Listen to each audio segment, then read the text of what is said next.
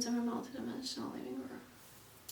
This video and this painting are going to be for you if you've been asking yourself recently, what was the point? What was the point of everything? What was the point of creating? I ate too much, so I'm going to breathe a lot. What was the point of creating? What was the point of investing? What was the point of being there? What was the point of showing up? What was the point of believing, hoping, participating, investing, engaging? If it ended up the way it ended up. And it's probably not funny. Yeah. And if the question was it all for nothing? Then that's what I'm going to be painting here. If this found you in the right place at the right time, and if it helps you connect the dots, then that's great. And if it doesn't, then it might be from somebody else. By liking and subscribing and sharing the content or commenting, you increase the likelihood that this painting is going to reach people that actually could benefit from hearing or seeing it. And if you really can't stand being here for whatever reason, feel free to leave and feel free to come back whenever you're ready. Please use your intuition and use your discernment. I'm going to be sharing a personal experience that I had today. So maybe you can relate. And that personal experience, I'm not trying to depersonalize myself, but it did feel to me as if my spirit hired me or commissioned me to have this experience so that I can come back and paint about it and talk about it. But it was my personal experience. It was both, kind of. Yeah, it was both. And consequently, it feels really good to be here. So, I've been sitting outside on a balcony a couple of days ago and been watching the stars, and I had this daunting thought in my head that if I never created any of my paintings or any art, anything, if I never filmed anything, if I never wrote a book, if I never painted anything, if I never tried anything, really nothing, if 6 years ago I decided to sit on a balcony every day and do nothing, I would be sitting on a balcony just like I did after 6 years of creating.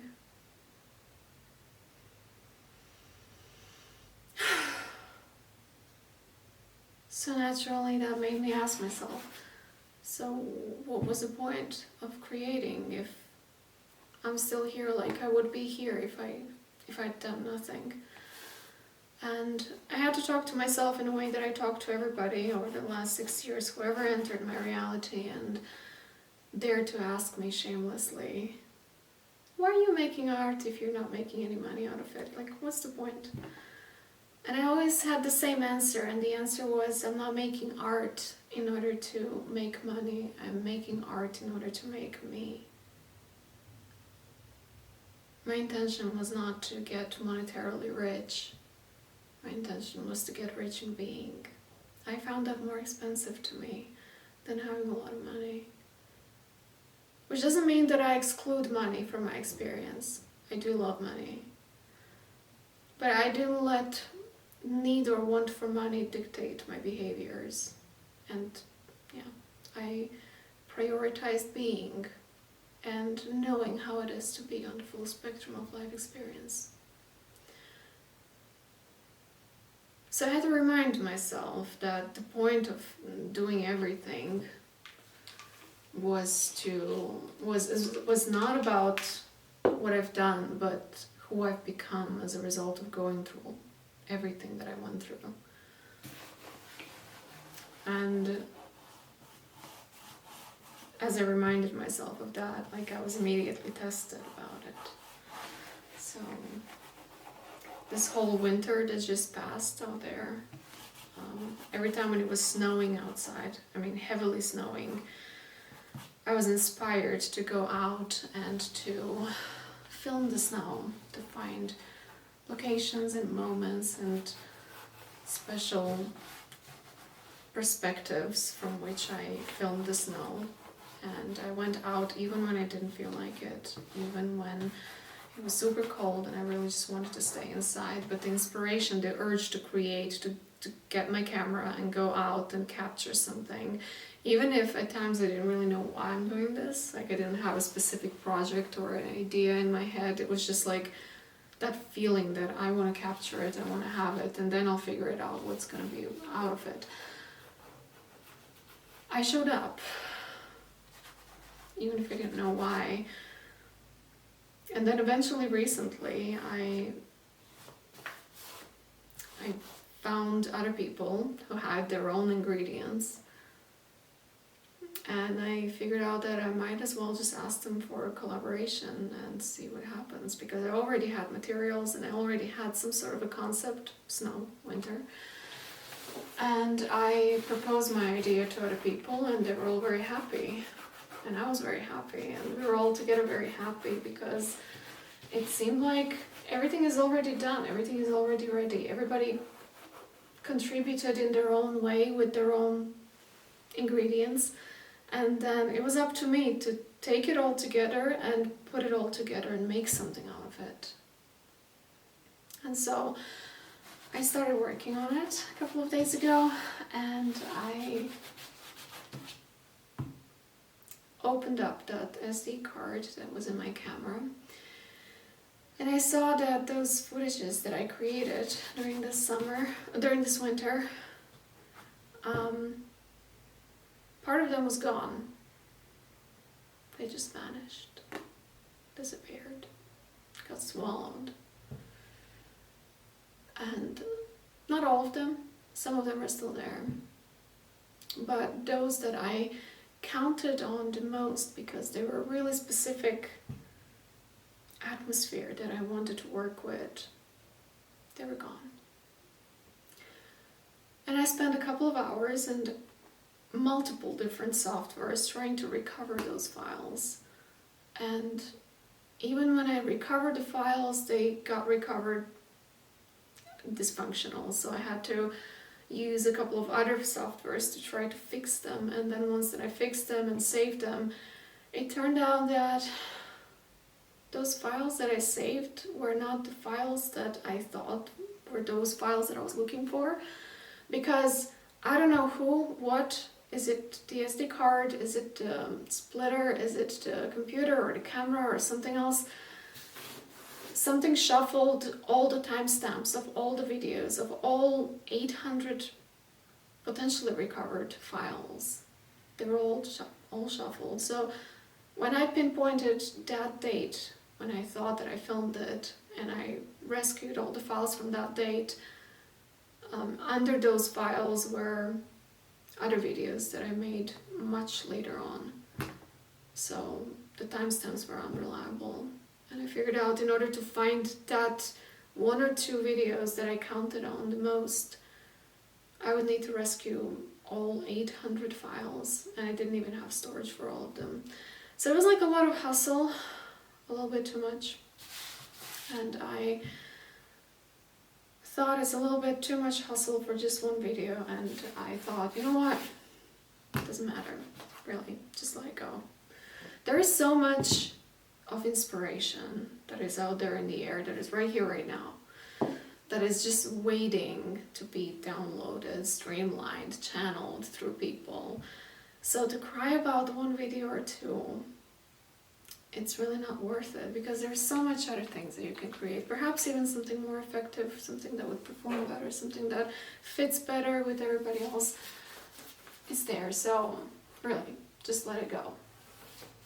And so I thought, okay, well, I'm just gonna let it go. Really, it's not a big deal.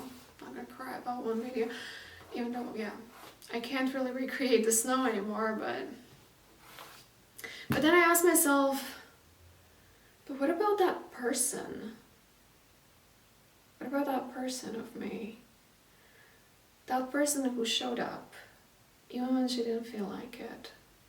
That person that remained alert, remained paying attention throughout the entire winter. That person who was really thinking, How does that snow that I can see from a balcony, how does it look from the other side of the city where there is that particular statue? And that person, even when she didn't feel like going out in the cold, she went into her boots and she went out and she showed up. That person is not like, I want to be an artist. That person is a person that shows up. And she works and she learns and she adjusts. And she makes choices and decisions. And I asked, like, what about her? And I'm sure you have that person inside of you as well. It's that part of you that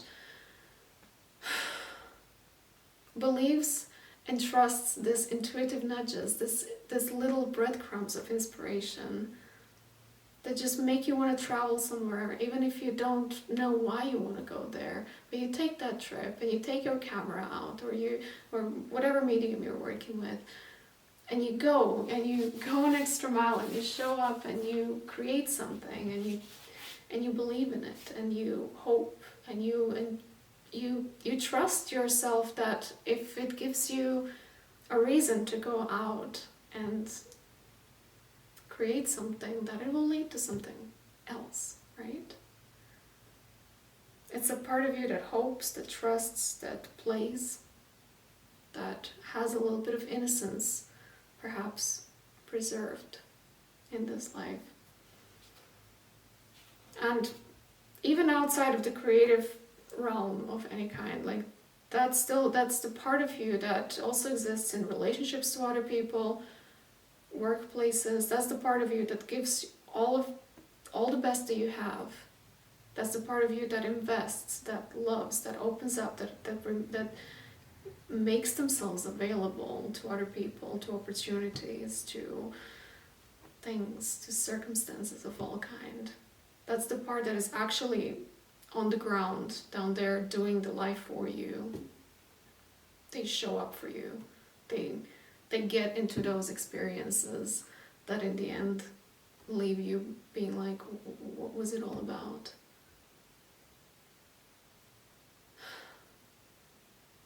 So that part of you might have some feelings, They might feel frustrated, disappointed, sad. They may have a feeling that some things went unfair. They may have a sense of fucked up relationship with the cause and effect.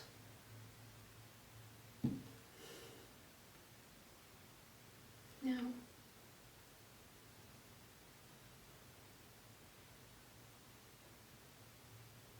So if you haven't already, I would urge you to take a moment and pay attention to that part of yourself.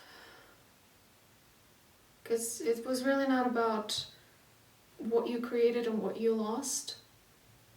Because when you say it was just one video, it doesn't matter. You're also saying to yourself that you showing up for it doesn't matter. And then if you keep doing this over time, you end up being in a space which is really, I personally find it sad. And it's a space of you getting a really cool idea, something perhaps even brilliant, and you're like, oh wow, that's a really cool idea, that's brilliant. Yeah. Really good idea, yeah. And you do nothing about it. Because you already learned somewhere along the way through experiences like this that what's the point of showing up for a brilliant idea, because it leads you nowhere. So I think it's really important. You take a moment and you look into this part of yourself who really showed up, and let them take the stage for a second. Ask them, how are they doing? Do they need a glass of water? What do they need? Maybe they want to talk, and maybe they start talking through you. Maybe they don't want to talk, maybe they want to take crayons and play with them. Just for you. Just for you. Maybe they want to go out for a walk. And when you take them out for a walk, they will find a stray cat and they will want to rescue it, and this is how they communicate with you. So pay attention to them a little bit. And then also congratulate them. Really, be proud of them. Because that part of you is the part of you that actually built you into who you are today. They showed up, they've been there. They went through the fire of whatever your experience was. And they gained all the skills and experiences and expertise, I wanted to say. And yeah. They gained what you actually need when you show up in front of an next idea again. Qualifications, like whatever they collected through going through this experience is what you now have as like, oh, these are my strengths, these are my weaknesses. They gathered it for you. That's the person of you who is building your career, is writing your books, is building your future relationships and the current ones that you're having. So pay attention to them. Tell them thank you for your time. Just like you would tell thank you for your time to somebody that comes for a job interview, even if they don't get it.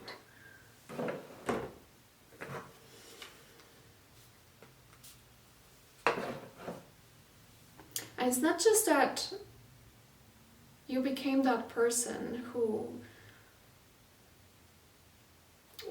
It's not just that this person like walked through the life and then you are who you are as a result of them gathering all the skills and experiences and expertise and qualifications, and it's not just that, but it's also that you became an observer of them.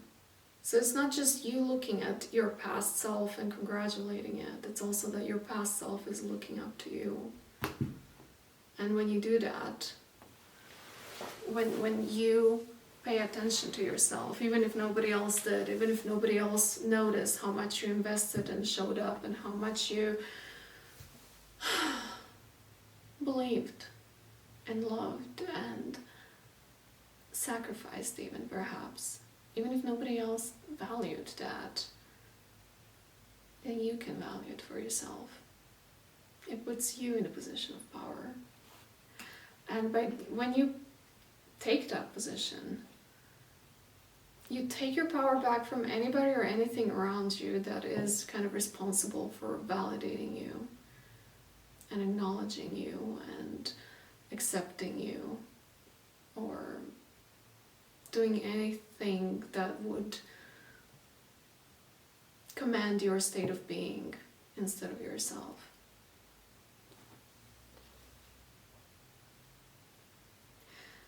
And then whatever you created in the meantime, whether it was successful or unsuccessful, however you define that, I figured out it really doesn't matter. Because even if it was unsuccessful, it wasn't about what you created, it was about who you've become in the process of it. And even if it was successful, even if you did make an impact on millions of people and you created a legacy for future generations, I figured out, it was nothing to figure out. It just came to me that there could be something like a black hole coming out of nowhere and swallowing the entire earth and all these millions of people that you impacted and whose life trajectories you've saved or changed somehow. They could be gone, and then really nothing else matters. And perhaps you focused your entire career on creating a legacy. Well, that legacy might be meaningful and valuable to you, but the very next generation might see it completely, entirely different and the opposite. And in fact, what you created as a legacy with all your good intentions might actually be a drag to the next generation. And then really, does it matter? Whatever you created, is it good or bad? Please use your discernment here. I'm not trying that you shouldn't be creating anything, far from that, please do. But it was just when you create something, it's really out of your control how this is going to end up. And you might be creating putting a lot of emphasis on creating a legacy of some sort, or creating an impact, or trying to do something good for the planet, while really, like, an asteroid might come tomorrow and wipe us all out. It's not funny, actually. But yeah, so it really doesn't matter what you do. And then the third thing is, after you create something, whether it's successful or unsuccessful, you make an impact or legacy or not, what really remains with you is how you have changed as a result of going through it. From the starting point of getting an inspiration and showing up for it, which already sets you apart from millions of people who get so many ideas, so many inspirations, but they never act on it. They just live in this state of being inspired, but they don't know what to do with it. But you already know. You did show up. You know how to show up. You have skills and abilities to show up. You wrote that book. So already from there, and then creating something, or however that ended up being received on the planet, it's like that changed you. It changed the relationship that you have with yourself somehow. And that's the only thing that stays with you. Here I was getting the vision of like a physical reality being like a bubble like this. And everything that is in the physical reality, including your physical body, like when your time comes that you have to do your transition, I've seen that like something comes from the outside of physical reality and kind of sucks the essence out of you. It kind of pulls you to the wall of the physical reality, and then separates your essence from your physicality, and then everything that is physical falls dead on the floor in the physical reality, and your essence goes out.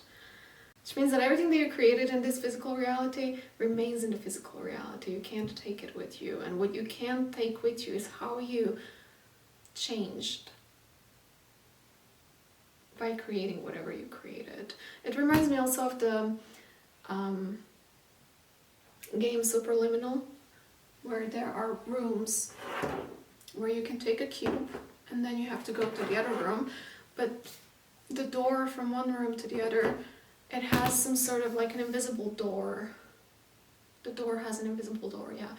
And then as you pass through it, only you can pass through the door, and whatever object you picked up, the cube or whatever else, remains in the previous room. You can't take it with you, so only you can go through.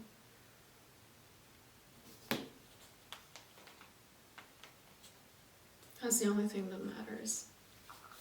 It's like, who have you become? And how do you relate to yourself?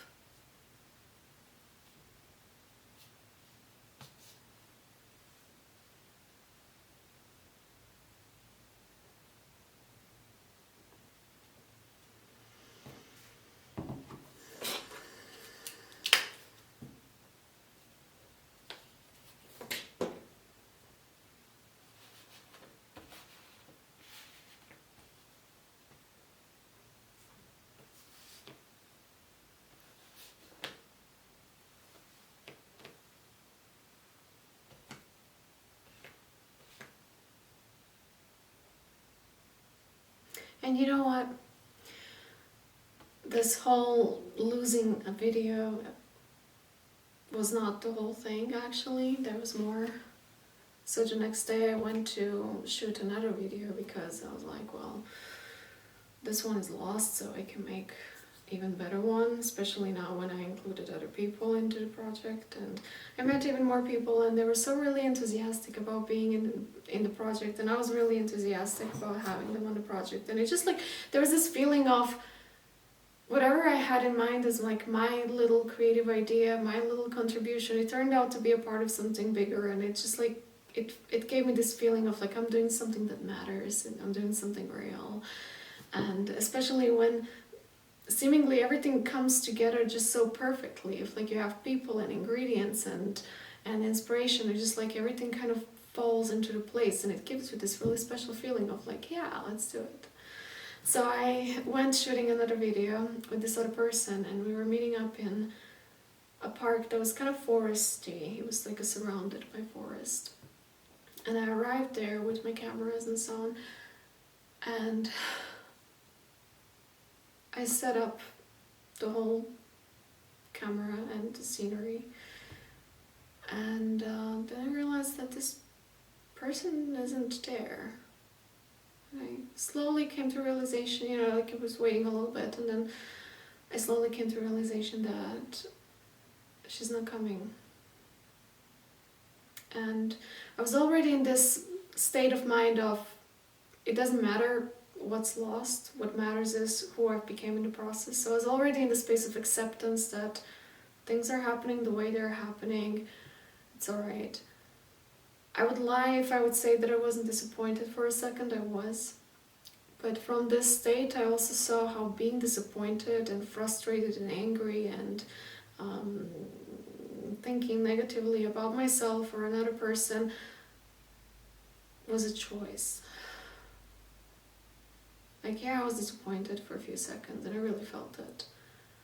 But then I really saw how there was like a cloud of lower energies that I had a choice to interact with. They were really given to me as like, look, there's a field you can enter. If you want, please, feel free. And I decided, it wasn't even a decision, I just had a stronger gravitational pull towards paying attention that I noticed myself showing up. I noticed myself that I cared. I trusted. I believed. I showed up. It mattered to me. And it matters to me that I acknowledge that I showed up.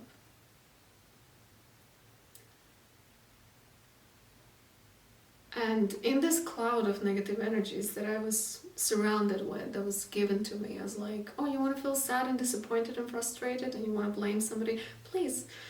I decided not to enter, but I felt that field communicating with me and kind of trying to pull me in it. And it told me, yeah, but you know, I feel like they made a fool out of me. You know, I showed up, I followed every intuitive breadcrumb that carried some sort of potential of something in the future that could be created out of this. I went out in the snow, I went out to the other side of the city, I showed up here and they didn't, and they made a fool out of me, thinking of spirits and people. And I responded to that voice saying, you're only a fool if you believe that you're a fool. This kind of situations always strip down you versus you to see what kind of relationship you have with yourself, like where on the scale of self-love you are operating, where is your baseline. If you hold yourself to be a fool, then those kind of situations are going to reveal that to you. While I was in this field, it was shown to me that sometimes losses like this, like material losses or losses of people that were supposed to be there, or something that was supposed to happen out of all your showing ups, they happen so just because so that you can remain alone with yourself, that everything can kind of be pushed aside so that you can see yourself, so that you can be an observer of yourself who showed up, so that you get a chance to either honor it and recognize its value and recognize what you're made of, or see yourself how you fall into criticizing yourself and beating yourself up and playing out how you've internalized when somebody else was beating you up for something when you weren't strong enough to defend yourself. It's like it puts you in this space where you have a chance to see yourself and give yourself a little bit more love if you don't have it already. And acknowledge yourself and congratulate yourself and be proud of yourself and respect yourself. You show respect to yourself before you expect it to be shown to you by anybody else. Because when you really realize that you can show yourself respect and value that you showed up, then you're less likely to need to morph yourself to anybody else's expectations of how you should be showing up differently in order to get what it is that you are trying to create, or whatever the outcome might be on the other side. You're less likely to be manipulated. You're less likely to be put in places where you don't belong, or put in places where your well-being is not honored. And as I said, it's not just about you observing yourself, but also you then becoming safe enough within yourself that you know that your observer of you, which is still you, is there for you.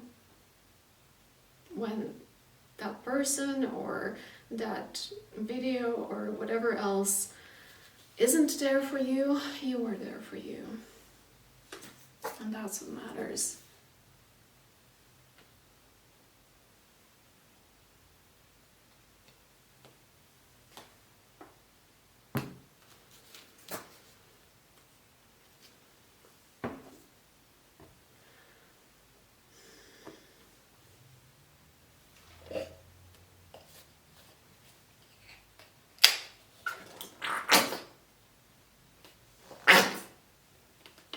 And if you're one of those people who are super inspired to do something, but you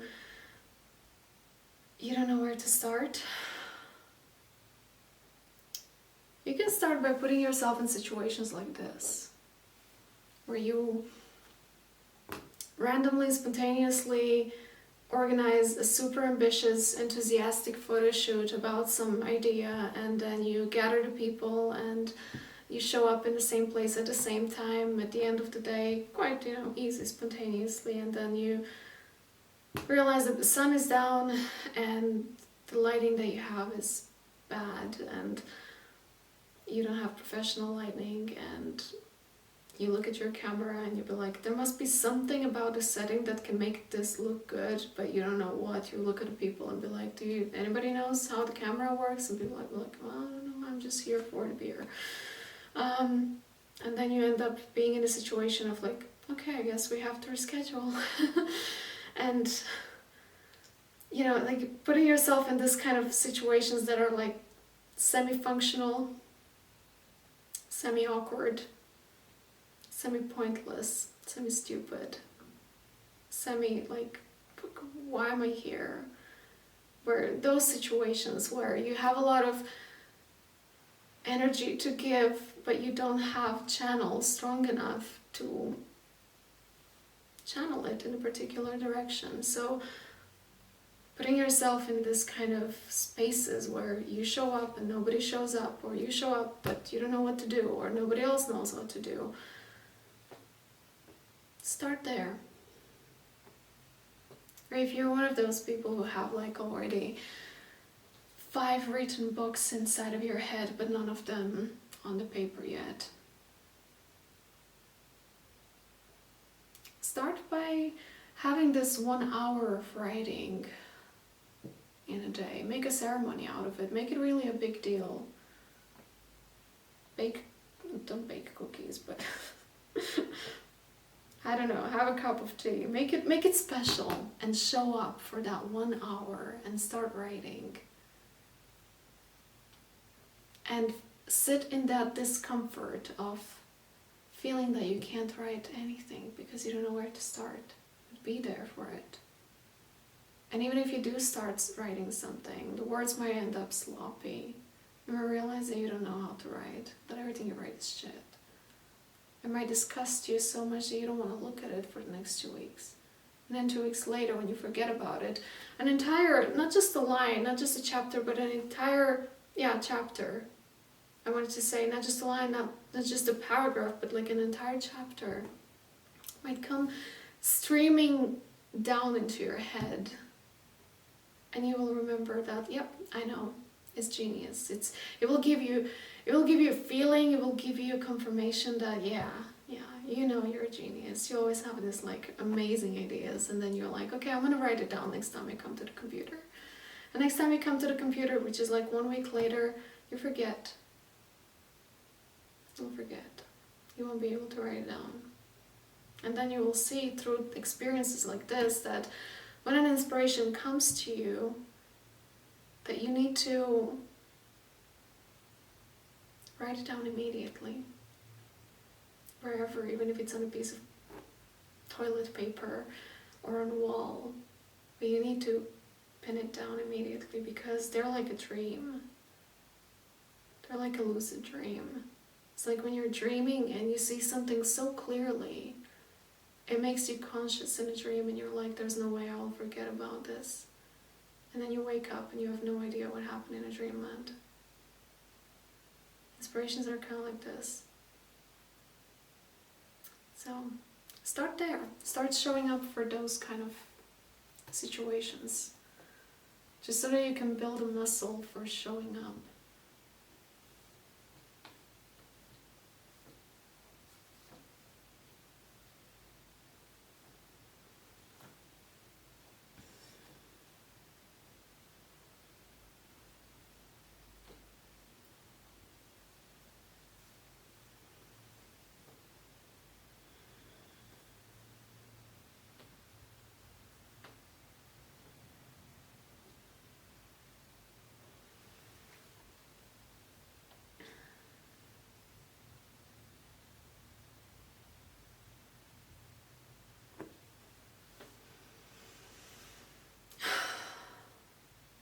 And you know what else came to me when I was sitting outside?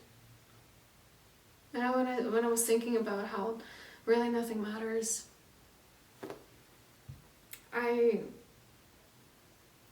got an opportunity. It was kind of given to me. It was like right in front of me. It's still here. I can take it. That I don't have to paint anymore. I don't have to bind my spirit with paint or any other material ever again. I'm free to leave it. I'm free to never paint again. I'm free to never film anything again. I'm free to do so.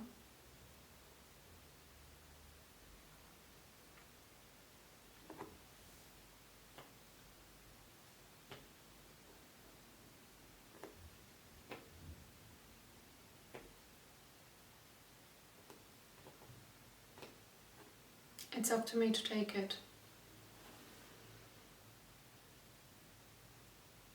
Or keep choosing being here.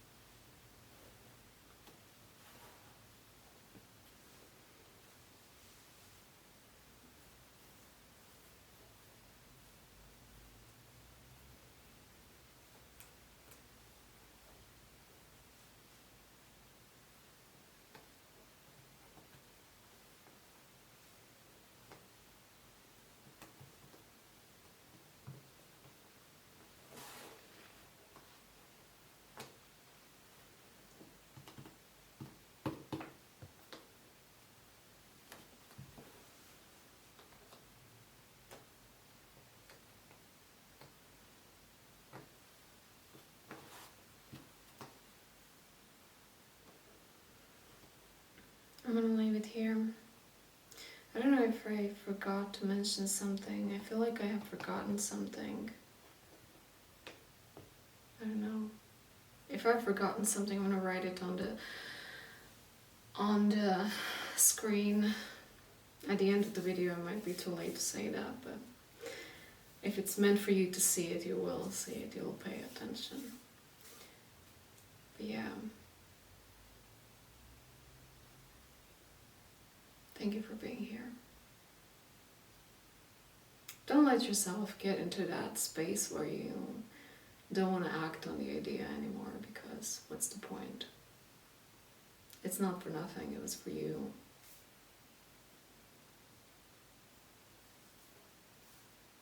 So cherish that.